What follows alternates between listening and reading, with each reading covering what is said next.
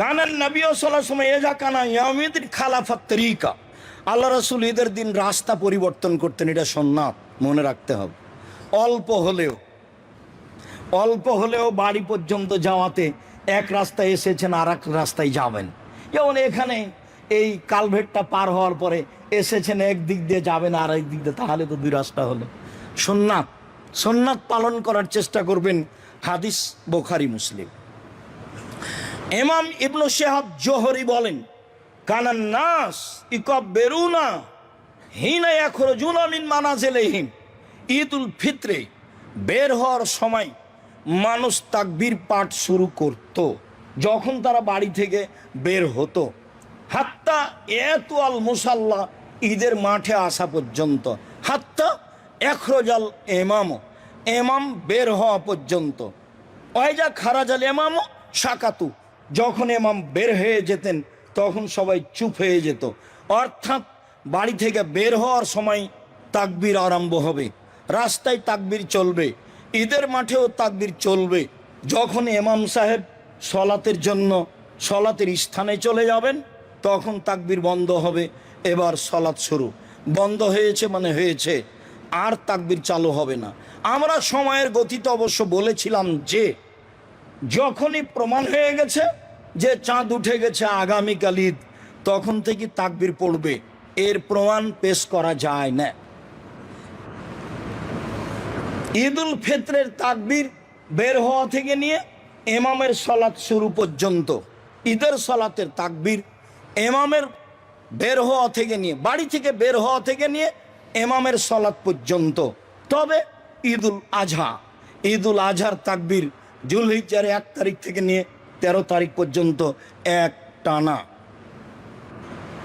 ইখরাজ আব্দুল্লাহ ইবনে উমর ও আবু হুরায়রা ইলা সুকে ফি ইয়ামিল আসরে, আব্দুল্লাহ ইবনে উমর এবং আবু হুরায়রা রাদিয়াল্লাহু তাআলা আনহু তারা বাজারের দিকে যেতেন।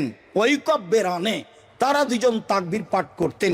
ওয়াইকাব্বিরু নাসাবে তাকবীরে হেমা, তাদের তাকবীর শুনে জনগণও তাকবীর পাঠ করতেন। আইয়ামে তাশরিকের কথাও এসেছে। আব্দুল্লাহ ইবনে মাসউদ আন্নাহু কানা ইকাব্বিরু ফি আইয়ামিত তাশরিকে, আব্দুল্লাহ ইবনে মাসউদ আইয়ামুত তাশরিক, ঈদের পরের 3 দিন, ঈদুল আজহার পরের 3 দিন তাকবীর পাঠ করতেন। তার মুখ থেকে যে তাকবীর উল্লেখ হয়েছে সেটাই মূলত তাকবীর। বলা হচ্ছে তিনি বলতেন আল্লাহু আকবার, আল্লাহু আকবার, লা ইলাহা ইল্লাল্লাহ, আল্লাহু আকবার, আল্লাহু আকবার, ওয়ালিল্লাহিল হামদ। হাদিস সহিহ। আব্দুল্লাহ ইবনে মাসউদ থেকে এইটুকুই প্রমাণ পাওয়া যায়। অতএব ঈদুল ফিতরে এই তাকবীর হবে বাড়ি থেকে বের হয়ে সালাত শুরু হওয়া পর্যন্ত, আর ঈদুল আজহাতে হবে যুলহিজ্জার 1 তারিখ থেকে নিয়ে 13 তারিখ আসরের সালাত পর্যন্ত একটা সময় চলবে এই তাকবীর। যেটা আমরা শুনেছি যে আল্লাহু আকবার কবীরা, আলহামদুলিল্লাহ কাসীরা, সুবহানাল্লাহি বুকরাতাও ওয়াসিলা, এর স্পষ্ট আমরা প্রমাণ করতে পারিনি। তবে জুবাইর ইবনে মুতাইম রাদিয়াল্লাহু তাআলা আনহু সালাতে সানার স্থানে এই দোয়াও পড়তেন। আমরা পড়ি বায়েদ বাইনি, আরও আছে। তবে তিনি এই দোয়া পড়তেন। তিনি সূরা ফাতিহা পড়ার পূর্বেই আল্লাহু আকবারের পরে বলতেন আল্লাহু আকবার কবীরা, আল্লাহু আকবার কবীরা, আল্লাহু আকবার কবীরা, আলহামদুলিল্লাহ কাসীরা, আলহামদুলিল্লাহ কাসীরা, আলহামদুলিল্লাহ কাসীরা, ওয়া সুবহানাল্লাহি বুকরাতাও ওয়াসিলা, ওয়া সুবহানাল্লাহি বুকরাতাও ওয়াসিলা, ওয়া সুবহানাল্লাহি বুকরাতাও ওয়াসিলা। এইটা পাওয়া যায়। সালাত থেকে বের করে নিয়ে যদি তাকবীর হিসাবে মানুষ পড়তে চায় তাহলে এইভাবে পড়তে হবে, আল্লাহু আকবার কবীরা, আলহামদুলিল্লাহ কাসীরা, সুবহানাল্লাহি বুকরাতাও ওয়াসিলা। এটা প্রমাণ করা যাবে না। তবে এইটাও তাকবীর সালাতের মধ্যে থেকে বের করে নিয়ে এসে আমরা তাকবীর হিসাবে এটা বের করতে পারি। এছাড়া আমরা বলতে পারি আল্লাহ লা ইলাহা ইল্লাল্লাহ, আল্লাহু আকবার, সুবহানাল্লাহি আলহামদুলিল্লাহ, ওয়া লা ইলাহা ইল্লাল্লাহ, আল্লাহু আকবার। এগুলো তাকবীর। স্পষ্ট তাকবীর এটাই যেটা বললাম। সম্মানিত দিনী ভাই বোন, সালাত। আবু সাঈদ খুদরি রাদিয়াল্লাহু তাআলা আনহু বলেন রাসূল সাল্লাল্লাহু আলাইহি সাল্লাম ঈদুল ফিতর এবং ঈদুল আজহায় ঈদের মাঠে আসতেন। ফাউয়াল শাইইন ইয়াবদা বিহি সালাত, ঈদের মাঠে এসে যেটা প্রথম করতেন সেটা হলো সালাত। ঈদের মাঠে সালাতের পূর্বে কারো বক্তব্য চলবে না, সে যেই হোক না কেন, এমপি মন্ত্রী যেই হোক, কারো বক্তব্য চলবে না, সব নাজায়েজ হারাম। আব্দুল মালিক ইবনে মারওয়ানের বক্তব্য জনগণ শুনত না। তখন উনি বলতেন যে আমার বক্তব্য শুনবা না তো সলাতের আগেই বক্তব্য দেব। তো সলাতের আগে মিম্বারে উঠেছে, তখন আবু সাইদ খুদরি তার হাত ধরে টানে বলছে, এই না, সলাতের আগে বক্তব্য কেন? ইনি হচ্ছেন দেশের আমির, দেশের সরকার, উনি হচ্ছেন সাহাবি, হাত ধরে টেনে নামিয়ে দিচ্ছেন। তখন নেতা বলছেন, আমি যেটা জানি তুমি সেটা জানো না, তাহলে তোমার জানার প্রয়োজন নাই, আমি যেটা বলছি সেটাই, তুমি যদি না নামো তাহলে আমি ঈদের মাঠেই থাকবো না। উনি ঈদের মাঠেই থাকেননি, চলে গেছেন তো সরকার। যেখানে রাসূলের সুন্নাত নাই সেখানে আমি আবু সাইদ খুদরি নেই, যার কথা গত জুমায় বলছেন যে দুলিয়া একদিকে হয়ে গেল, আমি মুয়াবিয়ার কথা মানব না। শস্যই দিতে হবে, এক সাই দিতে হবে, শস্যই দিতে হবে, এক সাই দিতে হবে। কিয়ামত পর্যন্ত আমি মুয়াবিয়ার কথা মানব না, মুয়াবিয়ার আমি মূল্য হিসাব গ্রহণ করি না, আমি সেটা মানি না। সম্মানিত দিনী ভাই বোন, চিরদিন বেদাতের বিরুদ্ধে লড়ে গেছেন আবু সাইদ খুদরি রাদিয়াল্লাহু তাআলা আনহু। আবু সাইদ খুদরি রাদিয়াল্লাহু তাআলা আনহু বলেন, আল্লাহর নবী ঈদের মাঠে আসলেন, মানুষের সাথে সালাত আদায় করলেন। এবার তিনি মানুষের মুখামুখি দাঁড়ালেন, মানুষ সবাই নিজ নিজ লাইনে বসে থাকলো, তিনি মানুষকে উপদেশ দিলেন। উপদেশ, মানুষকে উপদেশ দেওয়াতে তিনি কিছু আদেশ করলেন, কিছু নসিহত করলেন। অন্য বর্ণনায় এসেছে, দুইটাই বর্ণনায় আবু সাইদ খুদরির বিবরণে, মানুষের কাছে উপদেশ দেওয়ার পরে ফাআতান নিসা ফামাররা আলান নিসায়ে, তিনি মহিলাদের কাছে আসলেন। মহিলাদের কাছে এসে এক বর্ণনায় এসেছে ফা আমারা ওয়াজাহুন্না, তিনি তাদের উপদেশ দিলেন, তাদের নসিহত করলেন। ও আমারা তা সাদাকা, এবং তাদের সাদকা করতে বললেন, দান করতে বললেন। আমি আবু সাইদ খুদরি দেখলাম, রায়তহুন্না, মহিলাদেরকে আমি দেখলাম, ইহুবিনা এলা আদানেহিন্না ও হলুকেহিন্না, রাসূলের কথা শুনে তাদের হাতকে কানের দিকে নিয়ে যাচ্ছে এবং গলার দিকে নিয়ে যাচ্ছে। তারা কান থেকে তাদের গয়না খুলে এবং গলা থেকে তাদের গয়না খুলে হস্তান্তর করলো বেলাল রাদিয়াল্লাহু তাআলা আনহুর কাছে। বেলাল রাদিয়াল্লাহু তাআলা আনহু সেগুলো কাপড়ে উঠিয়ে নিয়ে চলে গেলেন, আল্লাহ রাসূল চলে গেলেন।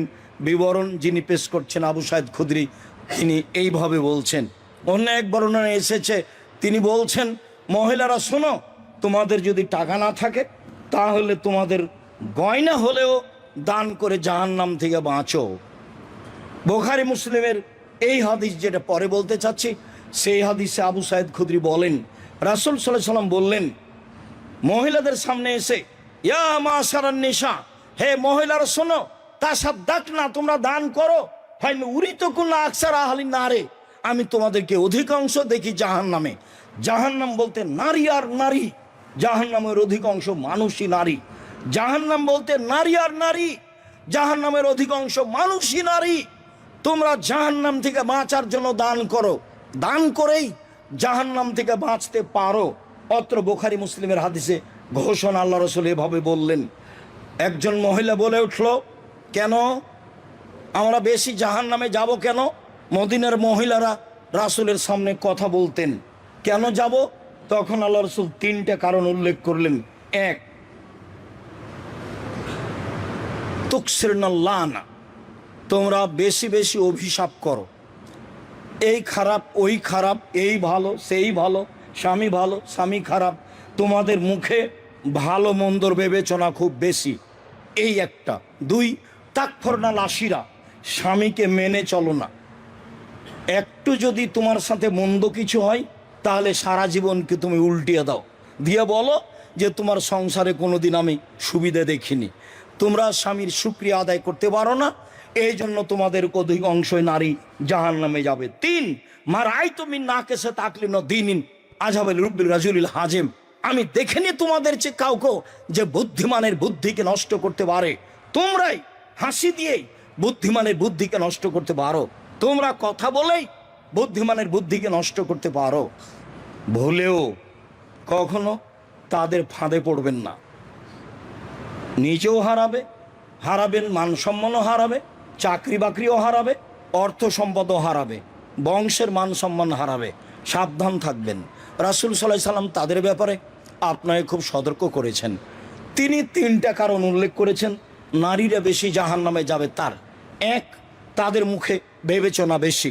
2, স্বামীকে অমান্য করা বেশি।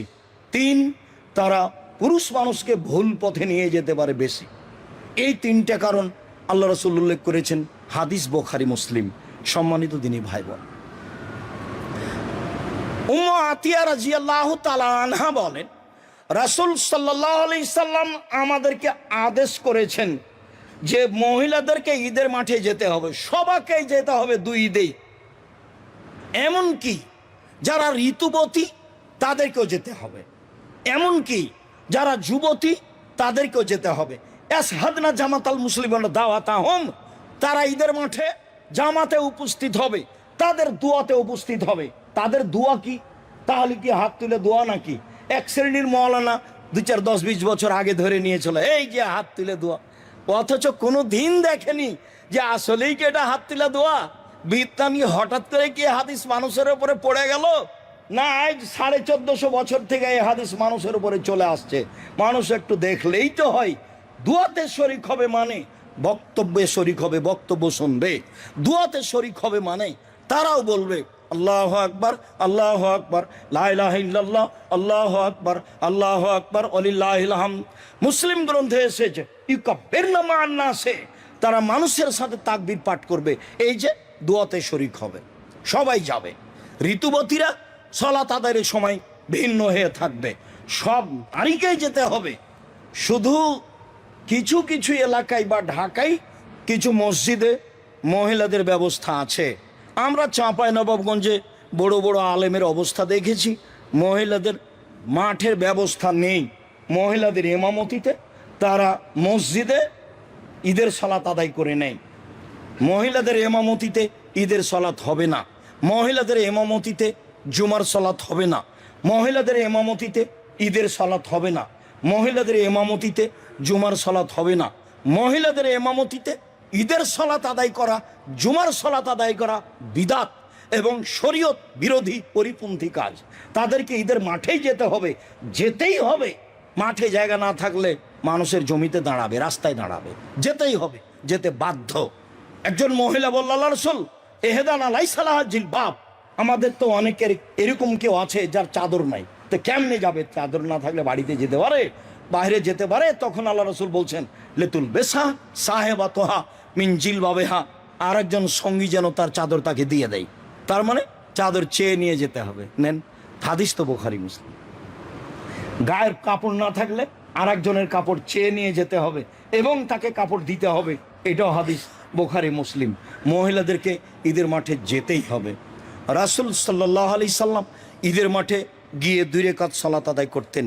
আব্দুল্লাহ ইবনে আব্বাস বলেন, কানের নবী সাল্লাল্লাহু আলাইহি সাল্লাম ইসাল্লি রাকাতাইনি লা ইসাল্লি কাবলাহুমা ওয়া লা ইসাল্লি বাদাহুমা। ঈদের মাঠে 2 রাকাত সালাত, ঈদুল আজহা, ঈদুল ফিতর 2 রাকাত। আগেও তিনি পড়েননি সালাত, পরেও তিনি পড়েননি সালাত। তবে যদি ঈদের সালাত মসজিদে হয় তাহলে আপনি বুঝতে পাবেন না 2 রাকাত আদায় না করে। ওটা হলো মসজিদের হক, ওটার ঈদের সাথে কোনো সম্পর্ক নেই। মনে রাখা ভালো হবে যে কোনো কারণবশত যদি ঈদের সালাত মসজিদে হয় তাহলে মসজিদের হক হিসাবে 2 রাকাত পড়ে বসে থাকতে হবে। ঈদের মাঠে আগে কোনো সালাত নেই, পরে কোনো সালাত নেই, মাত্র 2 রাকাত সালাত।